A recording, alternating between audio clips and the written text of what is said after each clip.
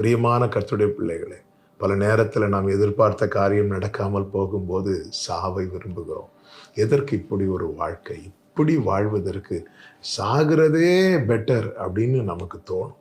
இல்லை, அப்படிப்பட்ட எண்ணமே வரக்கூடாது. நம்மை அழைத்தவர் உண்மை உள்ளவர். நம்முடைய ஓட்டம் ஜெயத்தோடு முடிந்தால் மட்டுமே அந்த நாடை நாம் சுதந்தரிக்க முடியும். ஹல்லேலூயா. இங்கே இவர்கள் எதற்காக அழுகிறார்கள் பாருங்கள். நாங்க பட்டினியா இருந்து சாகும்படிக்கு என்று சொல்லி அழுதார்கள்.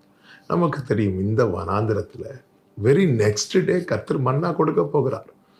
நாளைக்கு ஒரு பெரிய அற்புதம் இவங்க வாழ்க்கையில பார்க்க போறாங்க. அது தெரியாம இன்னைக்கு சாவ விரும்பிட்டு இருக்கிறாங்க. இன்று செத்தா பரவாயில்லை என்று எண்ணிக்கொண்டிருக்கிற சில உள்ளங்களோடு கர்த்தர் பேசுகிறார். நாளைக்கு உன் வாழ்க்கையில் ஒரு அற்புதம் நடக்க போகிறது. ஆமென். நீ அதை பார்க்க தான் கர்த்தர் இதுவரை கிருபையாய் கொண்டு வந்திருக்கிறார். அதை பார்க்காமல் போய்விடாதே. சாவை விரும்பாதே. கர்த்தர் குறித்த காலம் வரை கர்த்தரை நம்பி வாழுங்கள்.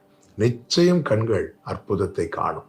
அடுத்த நாள் காலையிலே சிறுவீரர்கள் எழுந்து பார்த்தபோது அத்தனை வீட்டுக்கு முன்பதாக மன்னா கிடக்கிறது. ஒரு குறிப்பிட்ட சில குடும்பங்களுக்கு முன்பாக அல்ல, அழைக்கப்பட்ட அத்தனை வீட்டிற்கு முன்பாகவும். எஸ், உங்க வாழ்க்கையில ஒரு நாளை கர்த்தர் குறித்திருக்கிறார்.